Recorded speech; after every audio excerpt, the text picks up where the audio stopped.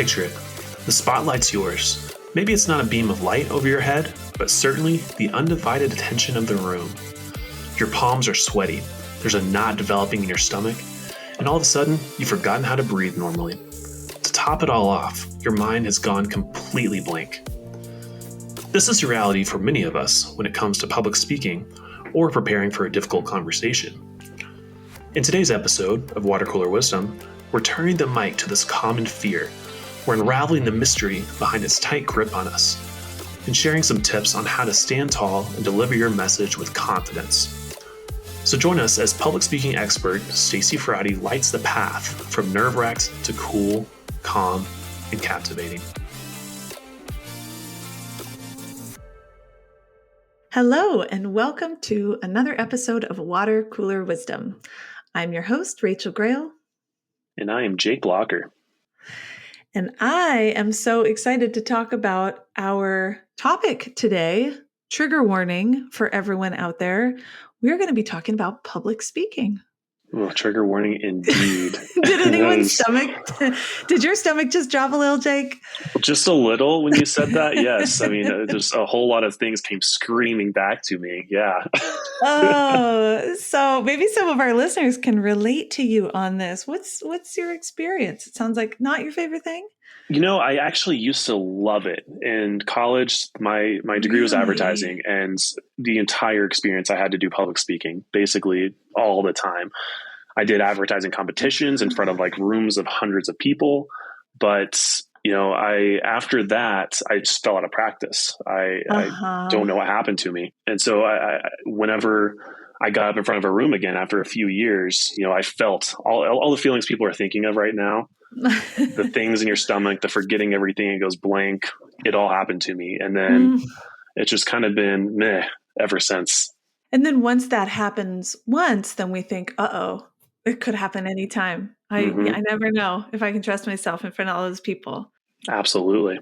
Yeah, it's a really common fear. I think I wish I knew the statistic for this. I've heard it's like one of the most cited major fears. It is number one. I remember my public speaking teacher. I had courses in this too. She mentioned that it is the number one fear. Yes. The number one fear. I mean, personally, I'm more afraid of a tsunami than I am of public speaking, but for sure. I mean, I guess a lot of people wouldn't agree with me on that. Yeah. Well, what's your experience? Not tsunamis, but your with public speaking. Yes. You know, I've had to do a fair amount of it, and it always gets my heart pumping. I will say that. It's never totally easy, but I try to remember that I'm choosing to be up there. You know, the reason why I get a little nervous is because it usually really matters to me. I want to do a good job. Yeah. And so I try to just remember that it's like, it's the flight of the arrow, right? I prepare as much as I can, and then you take aim and you let go and you hope that it lands somewhere. Gotta hope. Yeah. But half the time, you know, it's just like I get up there and some people talk about blacking out a little bit. You just get into the flow and do your best. And you're like, okay, what happened? But it's mixed, you know, it's never just a walk in the park. But I think there's something special about that. It's like, it's a differentiated experience in life. And so that's why I think it's going to be really cool to talk with our guest more about it and hear some tips. Yes, I'm looking forward to it. Should we get started? Let's dive in. All right. Stacy Ferratti is a seasoned coach passionate about elevating her clients' presentation skills, ensuring they persuade and inspire. At Interaction Associates since 1991, she has shaped key programs focusing on personal capability and creating collaborative and creative environments. Stacy's expertise extends to coaching on presentation and communication skills with an impressive client roster, which includes Cisco, Microsoft, Stanford University, Common Spirit Health, showcasing her broad impact across industries. Welcome, Stacy. We're so glad you're here. I'm so happy to be with you. Thank you.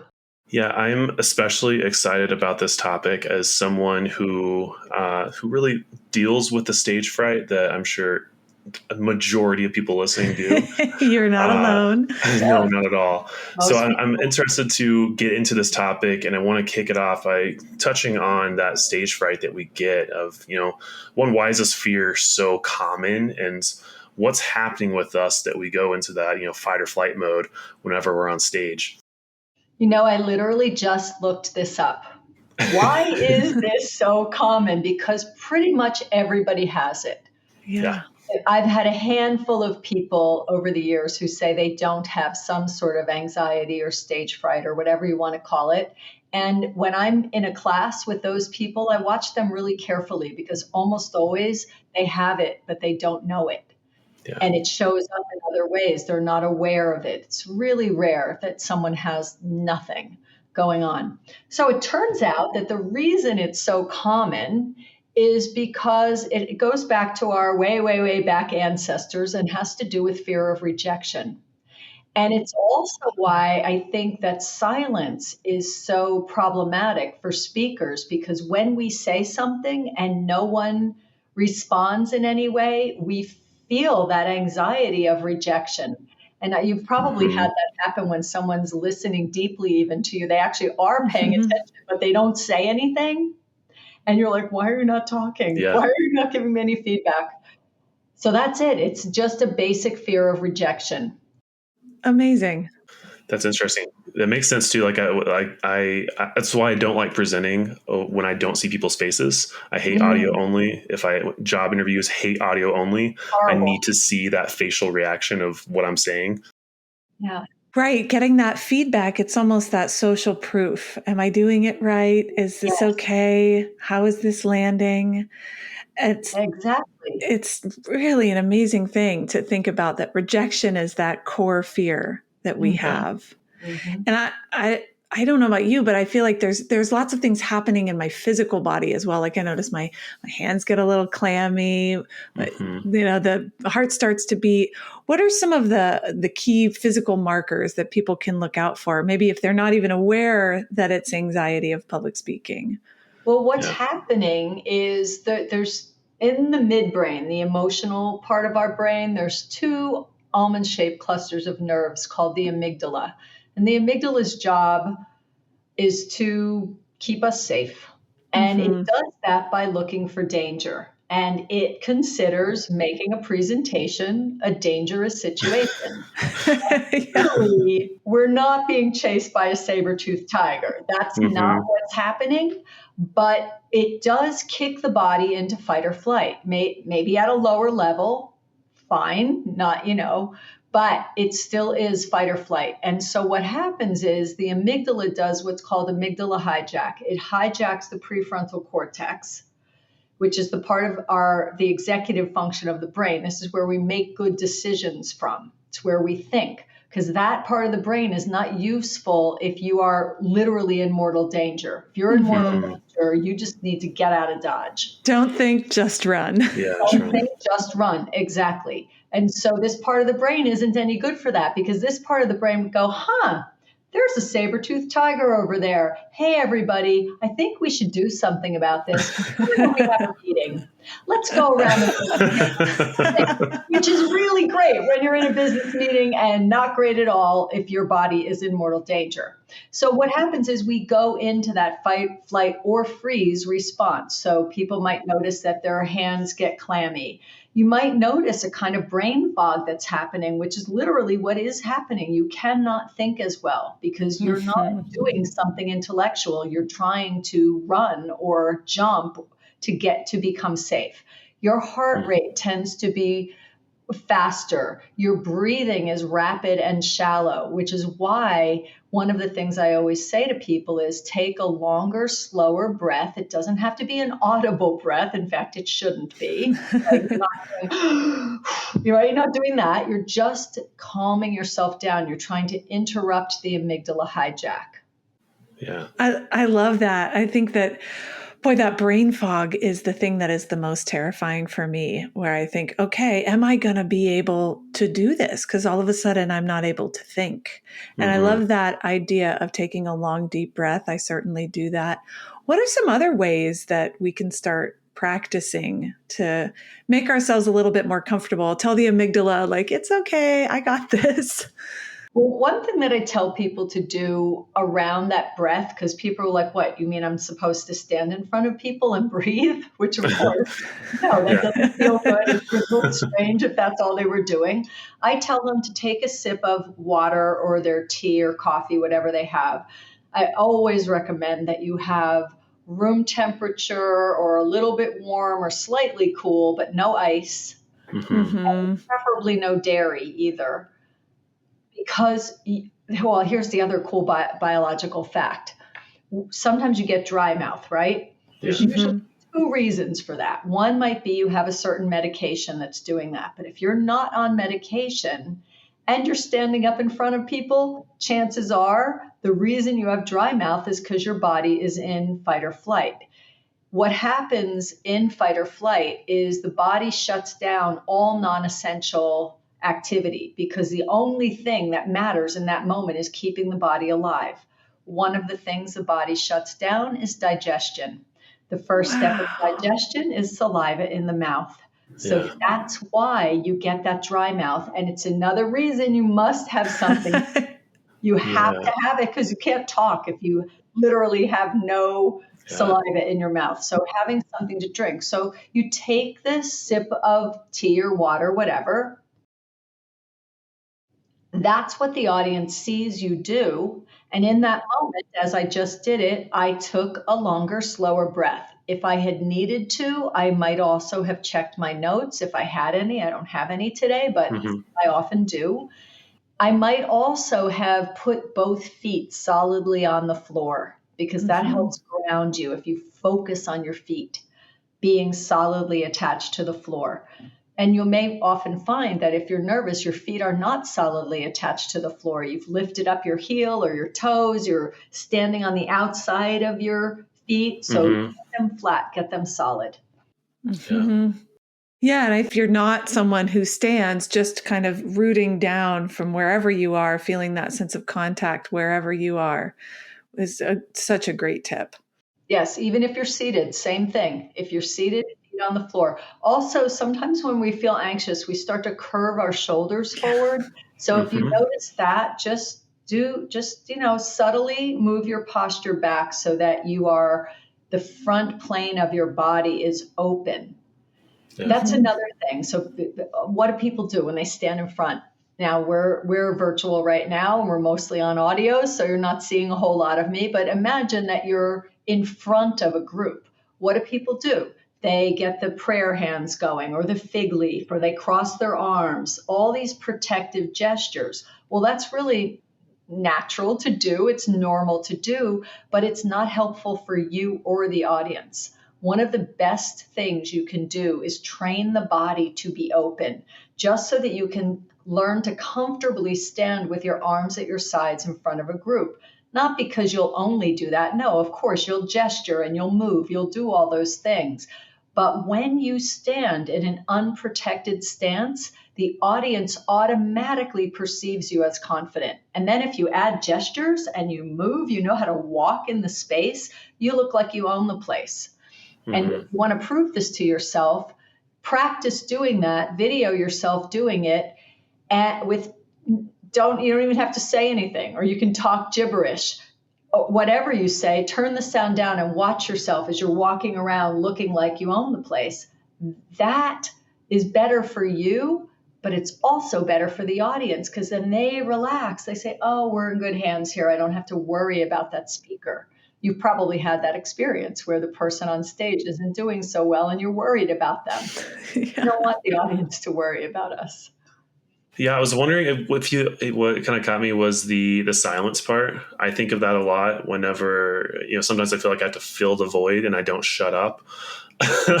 And I know if I'm on stage and it's just me, I'm afraid of that silence. So I run out of breath and then I just throw myself off entirely.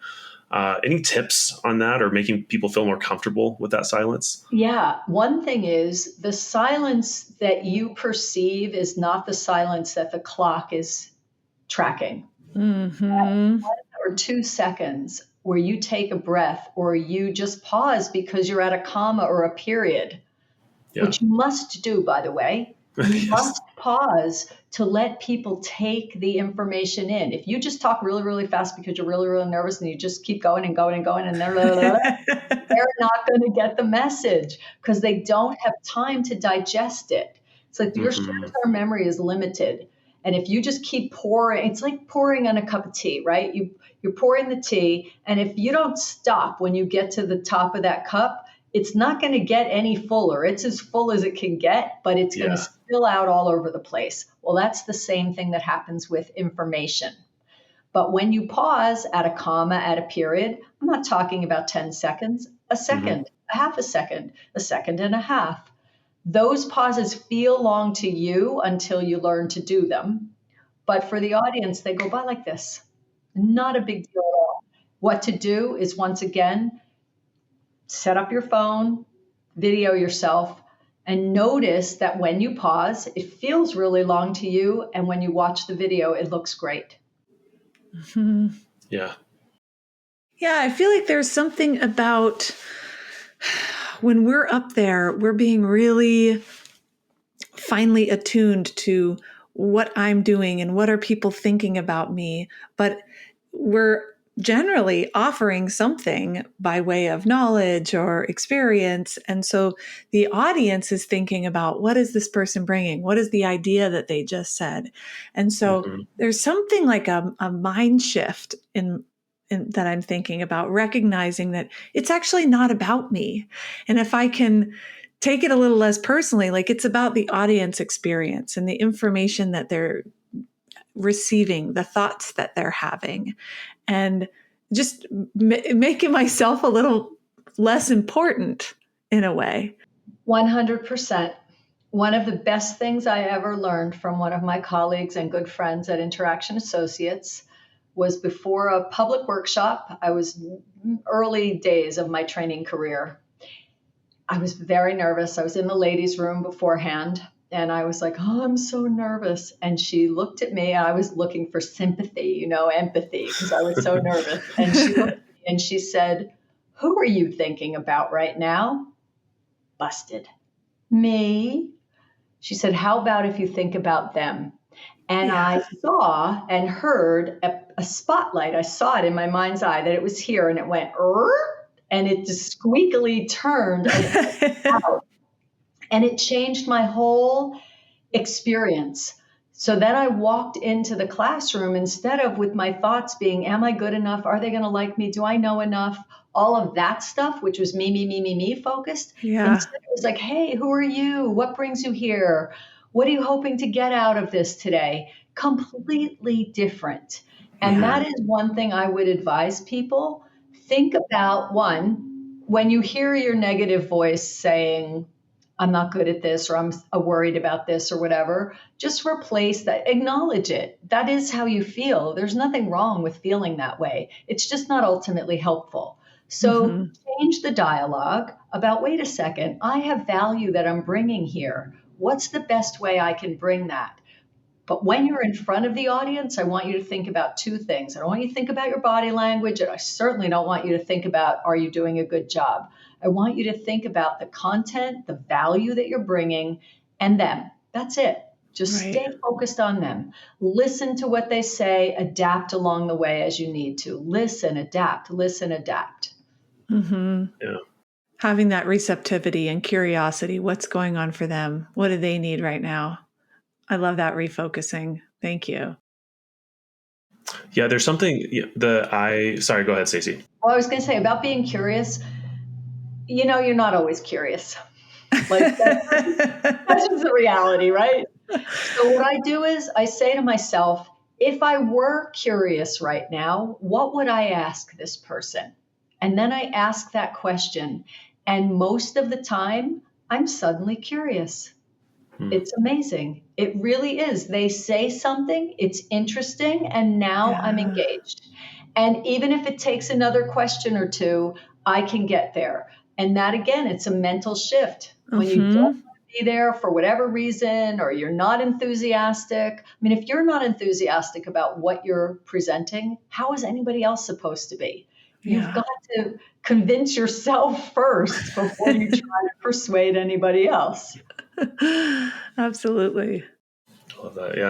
Yeah. Something, you can tell me if I'm off base on my framing of this, but something I found useful when I do presentations is engaging the audience extremely early so I can get some sort of actual response for them, a laugh, a agreement, a something, more verbal than anything else. And it just kind of relaxes me. So maybe it's a joke off the bat.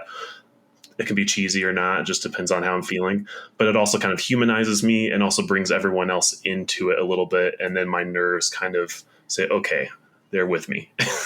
Exactly, 100%. And I would say even before you go up to do the presentation, you should do exactly what you said. Mm. I can remember one time I was at a big conference for a high-tech company, and I was speaking in front of about 200 people. I walked around the room in advance and met a few people and Mm-hmm. asked them why they were there and what was going on in their Mm. world. And then I took those 2, 3 stories and remembered all their names, of course, and wove them into, I was teaching presentation skills, and wove them into what I was teaching that day. And it made me calmer because I felt like I had some friends in the audience, but also it signaled to the audience, oh, she knows something about us. Now, Mm-hmm. I didn't know something about all 200 people, but I knew something about their world anyway. I mean, in the first place I did, but I also knew some specific things and people could relate to the stories. I obviously chose stories that made sense in that way. It's also really important to shake people. Well, these days, I don't know, we don't shake people's hands all the time, but at least to greet people, meet them, say hello to people, so that not only do you get humanized, but they get humanized to you. Because we have a tendency to think of the audience as the scary people, like they're the Mm-hmm. scary ones, but no, they're just people and they've come for a reason. They want to hear most of the time, they want to be there. Sometimes in trainings, they're not, they were sent by their boss, which is in my world, but most of the time they want to be there. And even when they have been sent, my job is to win them over and help them see how they can use whatever the topic is that I'm there to talk to them about. So Yeah. yeah, Jake, 100%. You want to connect because it'll calm you down and it'll make you real to them as well. Right. We Yeah. validate that they're other humans and Mm-hmm. not a bunch of tigers ready to rip us to shreds.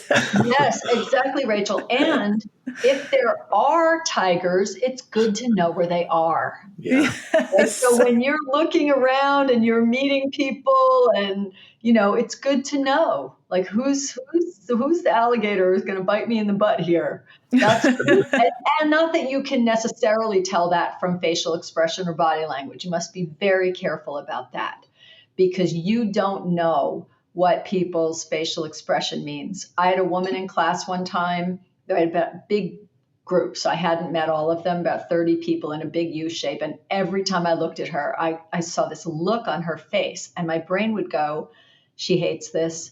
She was sent. She's a prisoner. That's what we call students who don't want to be in classes. Yeah. Yeah. She hates me, but all this stuff. And every one of these thoughts that would pop into my brain, I would say, don't buy it. Don't buy it. Don't buy it. Don't buy it. Because I knew if I started to believe the story my brain was concocting, that I would treat her badly, not intentionally, but in some subtle way. Maybe I would stop making eye contact with her. Maybe if she asked a question, I'd have a sharp tone in my voice. Maybe I'd get a look on my face. I went up to this woman on the first break and I said, hey, I wanted to say hello, meet you. How's the class going? She said, oh, I've been on the waiting list for this class for 3 months. And she said, I really want to be here, but I feel like I'm being stabbed in the head. She said, I have a horrible earache. I'm so sick, but I didn't Oh, want to miss no. it. 180 Wow. degrees from the story my brain was making up. You cannot, note people's body language for Yeah. sure. Note it, but don't assume you know what it means. Don't get afraid because somebody's frowning at you. They may just have RBF. Mm-hmm. Right. I have it. I get it. Yeah. This is such a good tip because I do notice that when I'm delivering trainings, I see people's facial expressions, and when I can check in with them and say, how's it going? But I think it's such an important reminder for people to not make assumptions, and because our protective mechanisms are kicking in and they're like, uh-oh, watch out. Is that the danger? Yep. Is that the alligator? That's exactly right. I had a class one time, about 10 or 12 people, 2 days, presentation skills. They hardly talked the whole time. I could not get them to engage in the way that I was thinking they might want to engage, that I'd like them to engage. Straight fives. Top Wow. ones. I was shocked because I thought these people barely talk to me, but they were a very introverted group. They learned a lot. They just weren't verbal about it. They didn't express a whole lot. So good. I assume that's 5 out of 5, not 5 out of 10. That's right. Okay. Got it. Yeah. 100% approval. No, it's not more. Great fives. Yeah. And I thought, whoa, because I would have thought, I don't know how these evaluations are going to go, but they were really good. And so that's another reminder to self. Don't make assumptions. You don't know what's going on. And check things out. It's okay. It's scary, but it's not only okay, but a good idea. If you're not sure if you're hitting the mark, you stop and you say, hey, I just want to stop for a moment and see if I'm on track for you. How am I doing? Am I hitting what you need? If not, what do you need? And you have to be willing to hear, no, you're not hitting it. And here's what we need. And then don't go in a panic when what they need is not something you can provide in that moment. Yeah. What you want to figure out is how can you get it to them? How can you help them with that thing? Or do you have a short answer that you could give them now and maybe do some research and give them more information later? But you have to be willing to hear, this isn't doing it for me. And it's even more complicated when we're virtual because it's even harder to tell if people are with you or not. Mm-hmm. Yeah, I know that we are running a little short on time, but is there anything specific to the virtual environment that you'd want to share? Yeah, use the tool, it depends on the audience, but use the tools of the platform that you're in. So get people to give you a green check or raise their hand or type something in chat. You run a poll. When you're using slides, if you are using slides, let's say you have bullet points on a slide. Animate them. Don't use the animation function depending on the platform you're in because the animation won't work, but build the slides. So you have 5 slides that look like it's animating, but it's really 5 different slides. Because virtually we need more things to change than we do when we're face to face. Because when you're face to face, you're in front of the room and they can see you and you can see them. And there's a lot of just energetic interaction that's going on. Virtually, we're missing most of that. And email is right over there. And it's so easy for them to go siren over there. song. So if they are over there, then out of the corner of their eye, they see something change on the screen. So that might pull them back. So you want to have more changes on the visuals and you want to think about bringing them in a variety of ways. Yeah. I love that. That's great tips.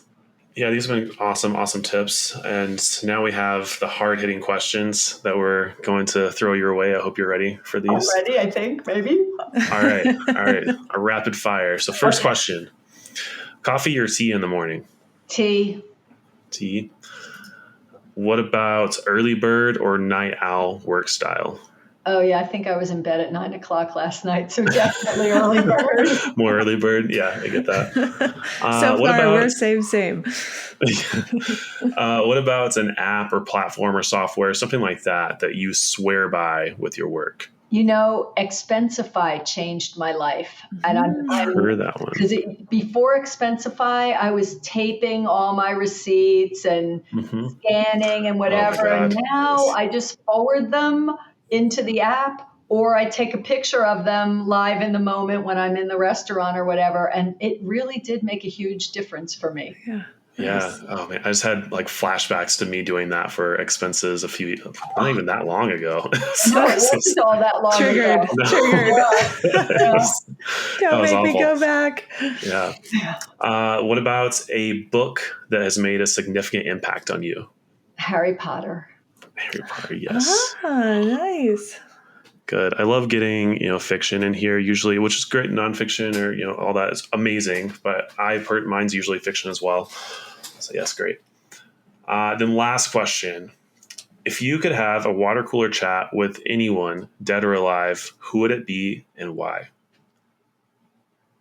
Paul McCartney, because I love him with all my heart. All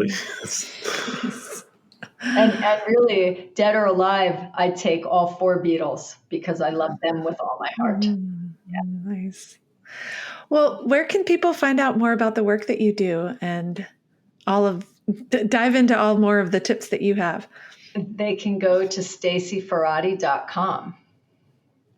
Fantastic. We will add that to our to the bio of this or whatever about the episode, so you'll have it. Great. Well, I just really appreciate the insights that you've given. I feel like I'm going to take it and use it and run with it, and I hope the same is true for our listeners today. Yes, definitely for me. Well, thank you so much, Stacy. This has been awesome. Thank you, guys. Yeah, thanks for coming to our water cooler, and we'll see you all for the next chat. Thank you. Bye. Thanks for listening to Water Cooler Wisdom. This podcast is brought to you by Interaction Associates, a leading professional development and leadership training organization whose mission is to help people work better together. If you'd like to learn more, visit interactionassociates.com. If you have questions, comments, or are interested in collaborating with this podcast, you can email us at watercoolerwisdom@interactionassociates.com.